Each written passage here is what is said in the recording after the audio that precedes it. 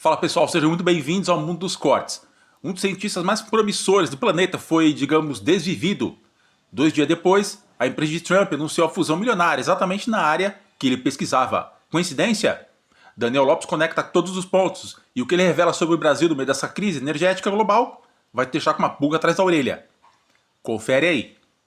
Para quem ama cinema e roteiro, storytelling, né, narrativa, narratologia, fica a dica aí para vocês, vale super a pena. Então, o filme Teoria da Conspiração, muito importante. Por que eu citei esse filme? Porque nesse filme, o Mel Gibson ele é um motorista de táxi que fica comentando todas as teorias da conspiração com os passageiros. Ah, verdade, Você lembra desse filme? Lembrei. Então, só que aí você vai descobrindo que ele tinha um certo envolvimento com os bastidores do poder, né? E aí chega um momento, Vilela, que eu não me lembro exatamente o que acontece, mas ele para no hospital. Eu não sei se ele foi atropelado, aconteceu alguma coisa. E quando ele está no hospital, a Julia Roberts, que é uma funcionária do Departamento de Estado, e ele sempre levava até o escritório dela, pelo que eu estou estudando aqui, conectando e ligando os pontos, eu acho que eles vão tentar assassinar o presidente americano na visita que ele vai fazer à Turquia. Então ele passava esses bizu pra ela, pra Julia Roberts. E aí acaba rolando um affairzinho de leve, né? O que acontece? Ele vai parar no hospital e no quarto lá que ele tava, tem ele e um outro cara. E a Julia Roberts aparece lá pra visitar. Fala, aí, tá tudo bem? Ele fala, troca o meu prontuário com o dele, senão eu vou morrer. Aí ela, não, olha lá, ó. Ele é amarrado, acorrentado na cama.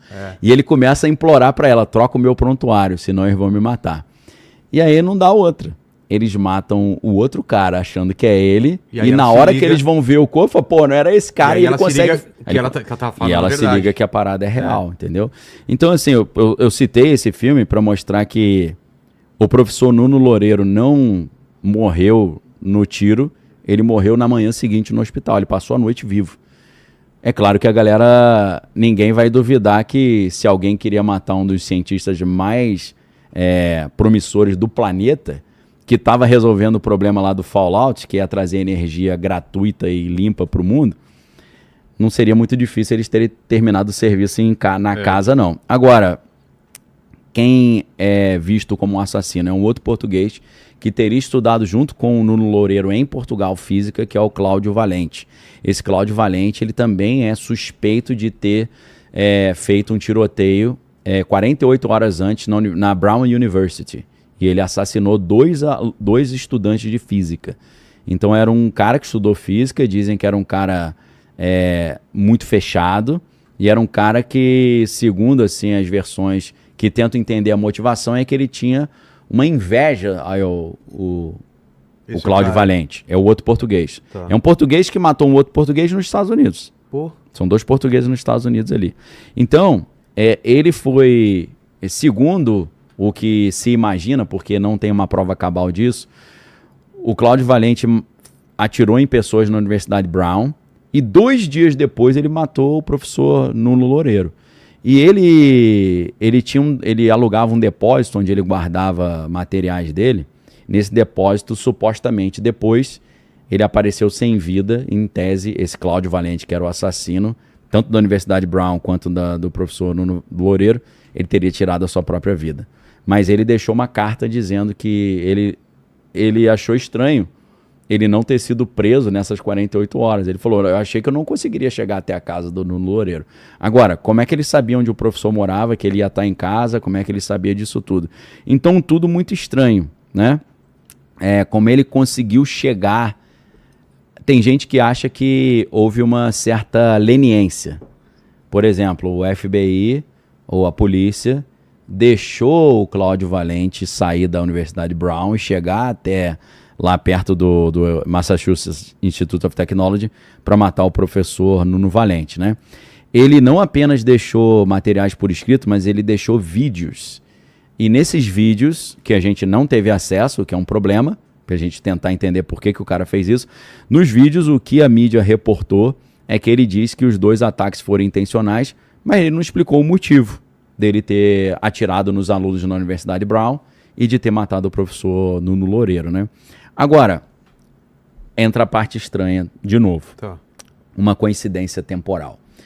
2 dias depois do professor Nuno Loureiro ter sido assassinado, uma das principais empresas privadas de fusão nuclear, que era a área que o Nuno Loureiro pesquisava, anunciou uma grande parceria, Vilela. E eu te pergunto, com quem que você acha que eles fizeram a parceria? Valentim, Donald Trump. qual é a parceria? O Donald Trump tem uma empresa que é a DJT, que é Donald John Trump, que é a Trump Media Group, né, controlada pela Trump Media Group. A empresa de mídia do Trump, 2 dias depois desse cara morrer, fez uma fusão com a maior empresa privada de fusão nuclear, que era o assunto que o professor Nuno pesquisava. Olha que estranho. O mais estranho é que dentro da Universidade de Massachusetts, né, Massachusetts Institute of Technology, tinha a maior concorrente dessa empresa, que é TAE Technologies. Então, o que acontece? Você, eliminando o professor Nuno Loureiro, você tira a mente principal da empresa concorrente dessa que se fundiu com a empresa do Trump. Pô, essa história é estranha pra caraca. Pô. É extremamente estranha. E aí, Vilela... Entenderam? Um cientista morto. 2 dias depois, Trump anuncia a parceria com a maior empresa de fusão nuclear dos Estados Unidos, exatamente a concorrente da empresa onde ele trabalhava. E olha o que o Daniel Lopes revela agora sobre a crise energética que está chegando no Brasil. Pega aí. E aí, Vilela, eu vou além, e agora especulação total, tá? Eu peço licença pra galera. É algo que eu vou jogar de ideia.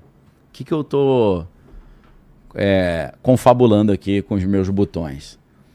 A gente está vendo uma crise energética global que o professor Robert Pape, da Universidade de Chicago, tem dito que é a maior crise energética da história. Para você ter ideia, Vilela, você não era nascido em 1973, não, né? Só pra te perguntar, vou até tomar uma aguinha. Eu não era, né? Eu conto ou você conta, cara? Cara, eu acho que Eu você não já era, mas tinha não uns parece. 50 Olha, anos nessa época. Talvez eu tenha nascido, sim. Já era nascido. Mas você já tinha noção das coisas? Nada. Não, noção aí não, né? Aí não. Então, quem tinha noção da vida em 1973 se lembra que nessa época o Brasil estava vivendo um milagre econômico com o presidente Médici, né, Médici. E estava todo mundo feliz com o progresso ali, o Brasil crescendo, né, o PIB crescendo, que era uma maravilha. Só que o que acontece, Vilela? Em 1973 aconteceu o caso fatídico da crise do Yom Kippur, quando no dia do feriado do perdão, do Yom Kippur, Yom é dia em hebraico, Kippur é perdão, né? O dia do perdão, aí você tem, só de curiosidade aqui para quem gosta de idiomas, Kippur e Kippar parece, não parece? Kippar, O Kippar que o judeu usa aqui em cima. Kippar e Kippur tem, por trás dessa palavra, tem a ideia de cobertura. O Kippar fica em cima, te cobrindo, e o perdão, que é Kippur, é a cobertura do pecado, é o pecado ser coberto. Então, por isso que as palavras são parecidas, ela vem de uma mesma raiz, significa cobrir. Só que, ó, mandar um alô aí? Um alô aqui pra Júlia do Rio Grande do Sul, que tá falando que o programa tá incrível aqui, hein? E ela tem razão. Tem razão. Não falou nada do cabelo, não. Não né? falou nada Graças do seu cabelo, a Deus, não. beleza. Nem Que do bom, meu. esqueceram, né? Então, pra que eu fui falar, né? Então, vamos lá. Vilela, em 1973, atacaram Israel, teve a crise do Yom Kippur, os caras atacaram no dia do feriado, assim como eles fizeram também no dia 7 de outubro. 7 de outubro a gente tinha 4 eventos importantes acontecendo em Israel, que deu ao inimigo uma oportunidade, né? Que Sim. enxergou uma oportunidade para atacar. Tava tendo os 50 anos de lembrança do... o Yom Kippur foi em 76... 73, 50 anos do Yom Kippur, né? Porque é 73, 2023. 50 anos do Yom Kippur, era Shabbat, que é o sábado, era a festa Simchat Torah, que é a glória da Torá, e se eu não estou enganado, também era a festa de Sukkot, que é a festa das barracas, né? Sukkah é barraca, Sukkot é o plural. Então, no Yom Kippur, os povos, né, em volta de Israel aproveitaram que era feriado, que supostamente estaria todo mundo distraído, e atacaram. Esse ataque... Uma falha de segurança absurda, né? Porque Mas você tá falando no Yom Kippur ou agora em... agora no 7 de agora, outubro. 7 de outubro. Falando não, naquela... Eu tinha voltado já para 1973. Ah, tá. Falha de segurança é inaceitável, né? Algo muito estranho que depois, um dia, o mundo vai saber. A gente já fez programa sobre isso. Esse ponto, talvez... Esse ponto fica ruim de ligar agora também, você não foge muito. Tá bom. Mas por que eu tô falando isso? E é a minha elucubração, minha especulação. Em 1973, a gente teve a crise do petróleo por causa desse ataque do Yom Kippur, que gerou um embargo de petróleo. O mundo entrou num caos. O Brasil, não pode dizer que o Brasil quebrou, mas o Brasil ficou numa dificuldade muito grande. Acabou o milagre econômico. Aquela alegria toda de prosperidade que estava se vivendo nesse início dos anos 70 foi para o espaço. E isso desembocou na crise brasileira dos anos 80, que virou a década perdida no Brasil. Só que, se a gente colocar no papel, Vilela, a crise do Yom Kippur derrubou a economia global, retirando de circulação 7% do suprimento de petróleo. 7%. 7% quebrou o mundo em 1973. É claro que depois, em 1979, teve a Revolução Islâmica no Irã, isso atrapalhou muito também.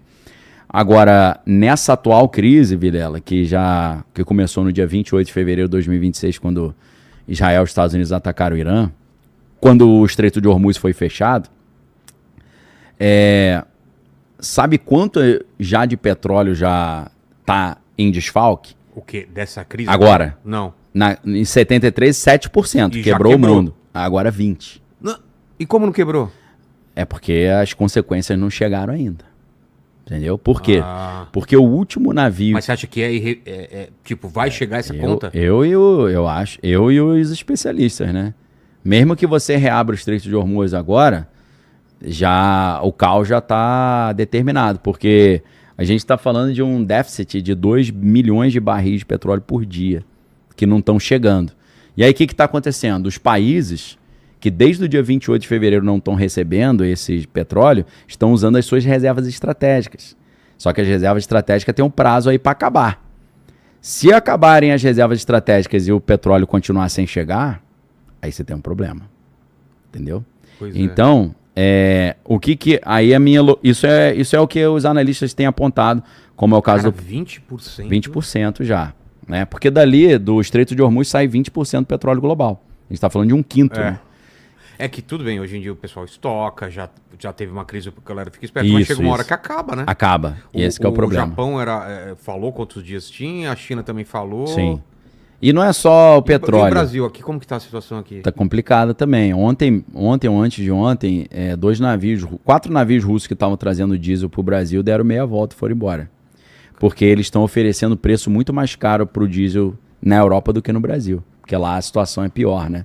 Porque eles dependem muito mais de petróleo do que nós, porque nós produzimos muito petróleo, né? A gente só não consegue refinar o suficiente, principalmente o diesel, né? A gente importa entre 25% e 30% do diesel que nós usamos. 20% do petróleo global parado. Em 73 foram apenas 7% e quebrou o mundo inteiro. E os navios com diesel destinados ao Brasil deram meia volta no caminho. Daniel Lopes explica onde tudo isso vai desembocar. E o plano de Trump, que muda tudo. Confere. Nós usamos.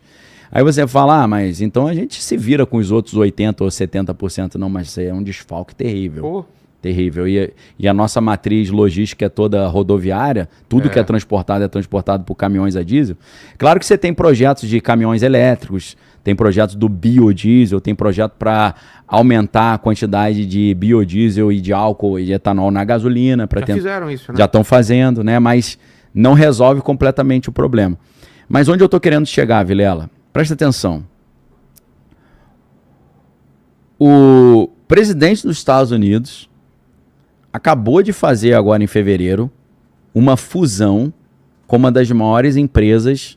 É ruim usar fusão, né? Dá vontade de falar parceria, porque eu vou ter que falar fusão nuclear, fusão a frio. Aí tem que repetir fusão com sentidos diferentes, né?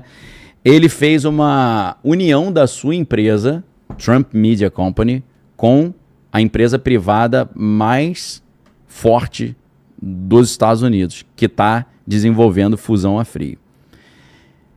E a gente está vendo uma crise energética no planeta. O que eu estou pensando aqui, Vilela? Segundo a doutrina Monroe, que é essa doutrina Monroe 2.0 que o Trump está fazendo, o que o Trump está, na verdade, querendo? Ele está tirando de cena os seus concorrentes no petróleo, no gás e na energia.